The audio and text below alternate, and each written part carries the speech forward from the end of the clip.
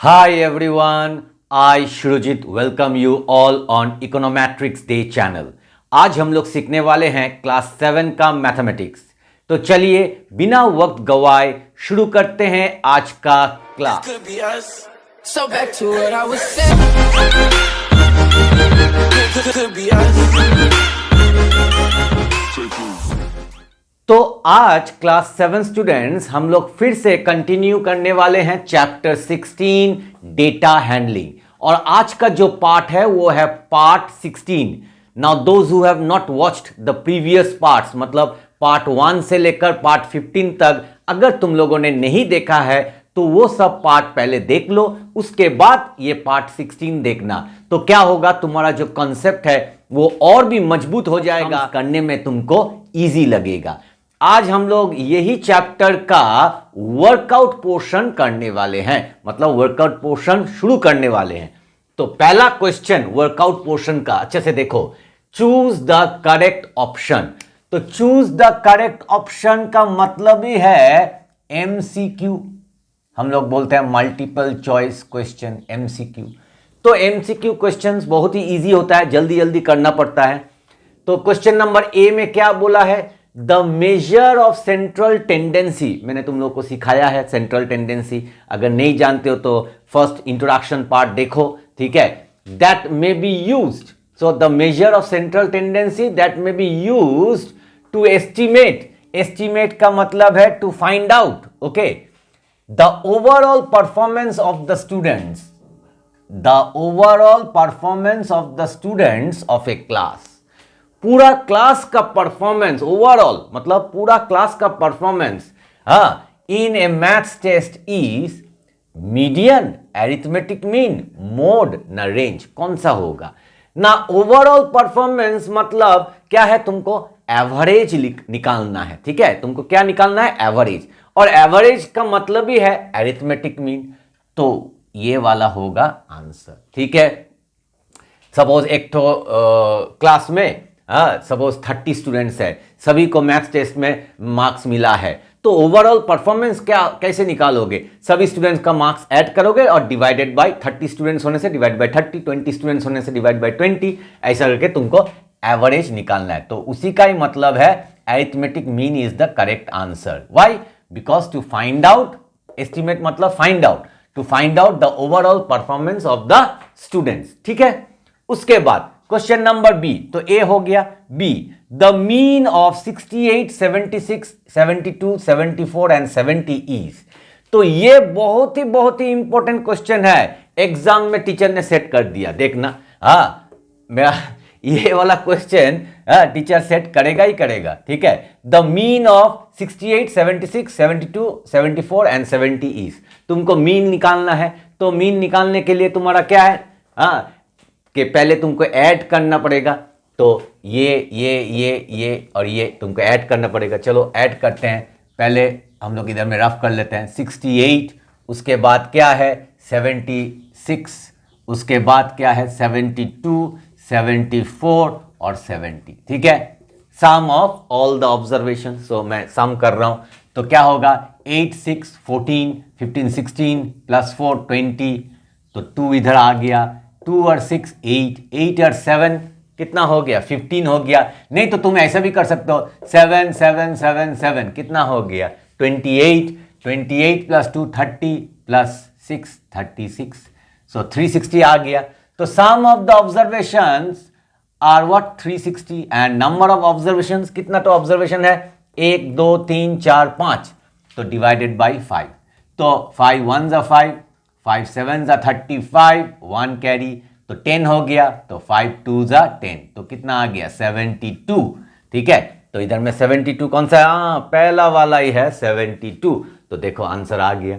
अभी question number C, तो ए और बी अभी तुम लोग को पता चल गया है। तो सी क्या है? The measure of central tendencies, मतलब फिर से बोल रहा है the measure of central tendency used to divide, इधर में देखो, divide a set of data into 2 groups. 2 हिस्सों में बांट देने वाला कौन सा है? मीडियन है ना, अरिथमेटिक मीन है ना, मोड है ना, none of this. Obviously median होगा। मैंने तुम लोग को सिखाया है मीडियन पोर्शन में मीडियन क्या करता है, एक तो डेटा को दो हिस्सों में बांट देता है तो उसी को मीडियन बोलते हैं। तो ये क्या होगा, ऑप्शन नंबर 1 मीडियन। ठीक है, अभी हम लोग आएंगे क्वेश्चन नंबर 1 का डी में। तो डी में क्या बोल रहा है, if 6 numbers have 95 as their mean the sum of the numbers is. तो तुमको सम ऑफ द नंबर्स तुमको निकालने के लिए बोल रहा है। इसके लिए थोड़ा सा रफ वर्क करना जरूरी है। तो देखो मीन का फॉर्मूला क्या है, मीन इक्वल टू, तुम लोगों ने क्या लिखा, सम ऑफ ऑल ऑब्जर्वेशंस, मैं नहीं लिख रहा हूं, divided by number of observations और टोटल नंबर ऑफ ऑब्जर्वेशंस। ठीक है, तुम लोग टोटल लिखते हो, टोटल नंबर ऑफ ऑब्जर्वेशंस। ठीक है, तो अभी हमको क्या निकालना है, ये देखो मीन डिवाइडेड बाय 1, नीचे में कुछ नहीं मतलब 1। अभी हम लोग इसको क्रॉस करेंगे, ये वाला मल्टीप्लाई होगा इससे, ये वाला मल्टीप्लाई होगा इससे, मतलब 1 इंटू दिस 1 क्या हो जाएगा, सम ऑफ ऑल ऑब्जर्वेशंस। ठीक है, मैं छोटा से लिख रहा हूं OBS, मतलब ये पूरा है ऑब्जर्वेशन। ओके, इक्वल टू, तो ये मीन और ये मल्टीप्लाई होगा, तो mean multiplied by total number of observation. ठीक है, हो गया। क्यों मैंने ऐसा किया, क्योंकि मुझे निकालना है, देखो the sum of the numbers, तो सम ऑफ, हमको सम निकालना है। तो क्या क्या दिया हुआ है, देखो if 6 numbers have 95 as their mean, तो 95 बोल दिया है, मीन कितना है 95, इनटू ऑब्जर्वेशन कितना है, if 6 number, so total number of observation है 6, तो 6 लिखेंगे। तो ये दोनों मल्टीप्लाई करने से ही आंसर आ जाएगा।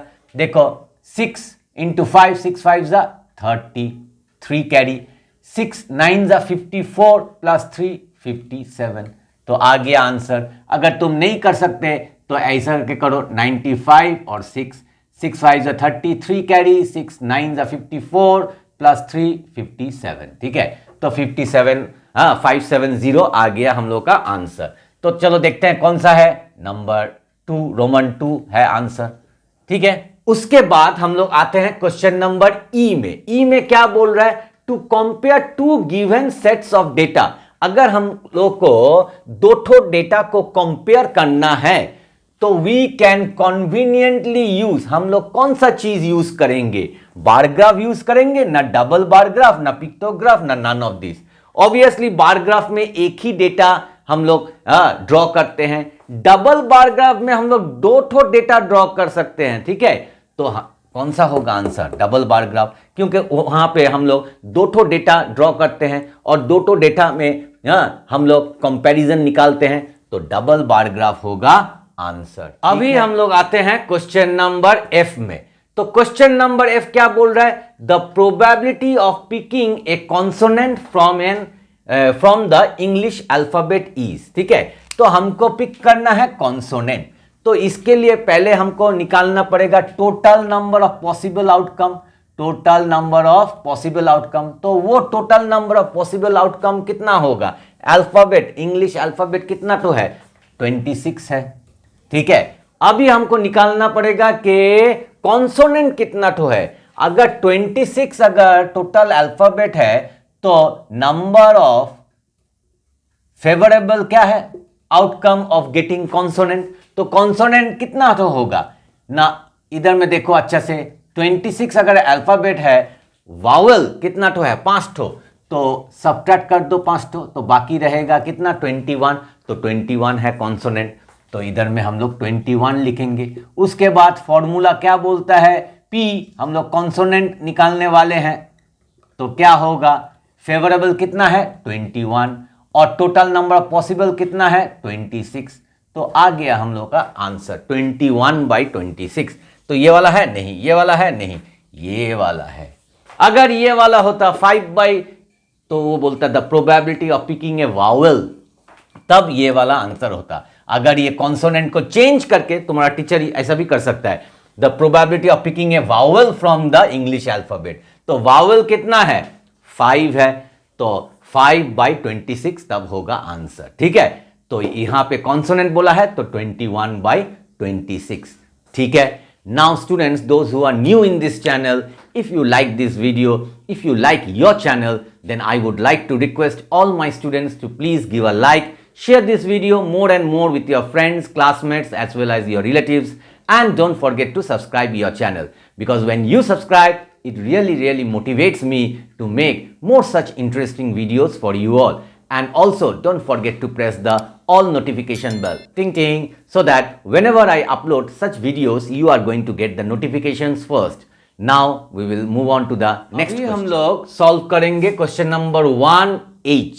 तो H में क्या बोल रहा है? There are 4 cups with a marble in one of them।